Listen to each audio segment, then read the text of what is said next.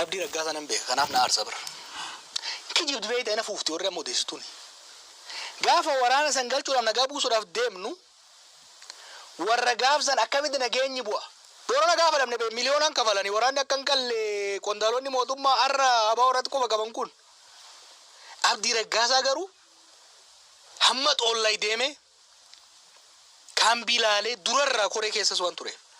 koree eegnu seenne boodas gaaf tokko yoo rakkoon uumamee san qalle haa deemnu rakkoo kana furuu qabna gaafa nan jedhuun nyaata qophaa'ee bahe afaan kaachuu dhiiseen wajjin deeme akkatti inni waraana galee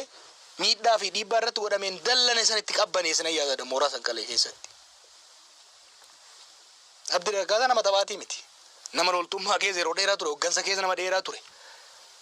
lolli gahee jira qabsoo nagaatti ce'uu qabna jedhee nama hojiitti jiru wajjin hojjetaa turedha kan nama biraan beeku abdii raggaasaa waan isaan jedhan kana keessa hin seenuun nan mallatteessa kana maaliifi wal beeyna waliin hojjechaa turre soba kun wanni akkasitti isaan oofan abdii raggaasaa saniifi miti kan hidhan sitti dhima jarri kun imaammata Oromoo qoqqoodanii laaffisanii filannoo kana ittiin hatan kan barbaadaa jiran naannoo namatti buusuu barbaadan walitti buusuu barbaadan bitachuu barbaadan doorsisuu barbaadan abdiin bitamuu dide doorsifamuu dide kanaaf fuudhanii itti maxxansanii deeman malee waan abdii raggaasaatiin wal qabatu miti si icciitiin jiru warra kana maaliif akkana godhatan waraana isaanii wal lolaa jiru kana kan hoogganaa jiru marroo dirribaati waan icciitii maa godhan miidiyaan intarviiyuu kennaa jira kun dhugaasaa bakakkooti mootummaan akka kalees jedhe torban lamaanitti dhukkee irraa kaaseetiin harka kennisiisa jee yoo sun dalaguu fi dide nun dalayne jechaa jira miti poolis komishinerichi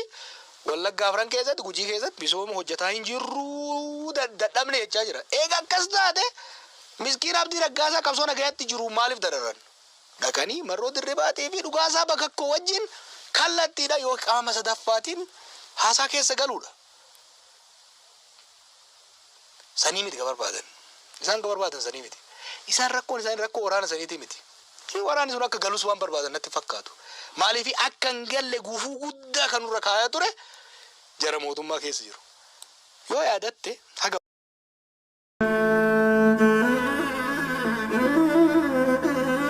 maatii yaadadha gaafa koree teeknikaa asii bobbaafne abbaa gadaa bayyanaa fi baqqalaan fan gama dhihaa ani fi warri kun gama kibbaa deemnu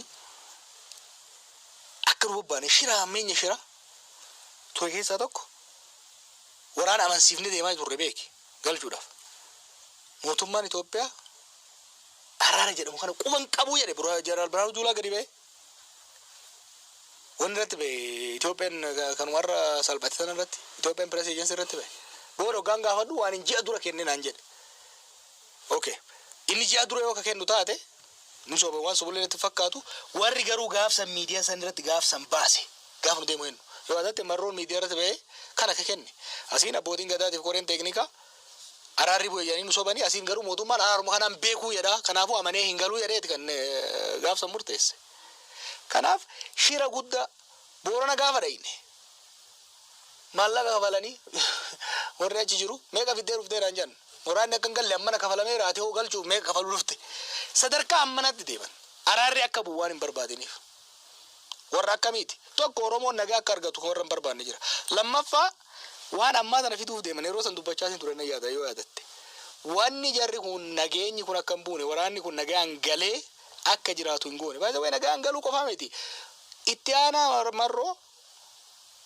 gurbaa diinaraas jedhamu ka nuti galchine bushooftutti ajjeesanii bar humna poolisiitiin nama nagaa eeggumsa mootummaa jala jiru humna mootummaatiin ajjeesanii bar waraana bakka adda addaatii gale meeqantamtu hidhaa jira araarri akka hin buune humna hin barbaanne jira kana maaliif sababatti fayyadamanii adda bilisummaa Oromoo paartilee kaanis geemii keessaa baasuudhaaf maaliif namni waan beekuudha waanuma mallasaan faan 91-92 godhan san riipilee godhuu barbaadanitti malee abdii raggaasaa nama darree akka isaa yaadanii akka hin taane uummanni Oromoo beekuu qaba. Gaarii dhagamee amma kan hundumaa ta'ee yeroo argitu keessattuu koree teeknikaa keessa yeroo turtetti dhiibbaa godhaa turte waraanni bosona jiru akka galu. Sanaaf immoo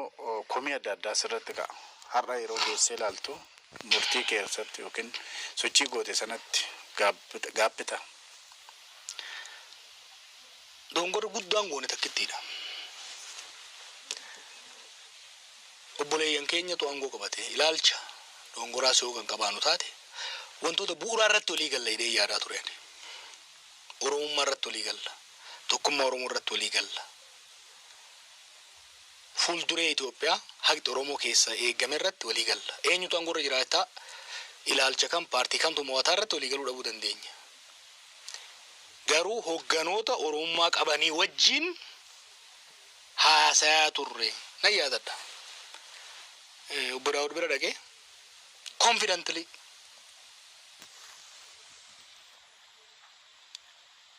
Abiyyi fi Lammaan ejjennoo ani qabuuf ati qabdu irraa addan qabanii waa'ee nagaa Oromiyaa irratti jedhee yeroon itti mormuun yaadadha. Dongorri guddaan nuti goone warri aangoorra bahe ilmaan Oromooti. Kaleessas dhiibbaa wayyaanetitu haciicaa wayyaanetitu Oromootti isaan jallise malee Oromoon akka miidhamu, Oromoon akka cunqurfamu, Oromoon lola keessa akka galu, tasgabbii akka dhabu hin barbaadan jedhee hin shakkine. I trusted them. Dongorri an argochi. Isaan amanuun dogoggora amma. Dongorri guddaa ture. Ganama dhugeeffannaa Oromummaa waloo uumaa seertuu seera.